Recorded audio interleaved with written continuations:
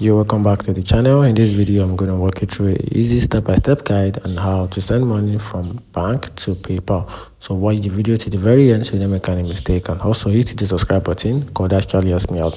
So one of the best methods to send money from bank to PayPal is to link your bank account to PayPal. So open the PayPal app or go to the PayPal website, then log into your PayPal account. Then from there, go to wallet, then search for click on link a bank account, then select your account type, check or savings, and enter your account details. Then confirm the bank link via your PayPal's verification process, which you may need to confirm small deposit made by PayPal.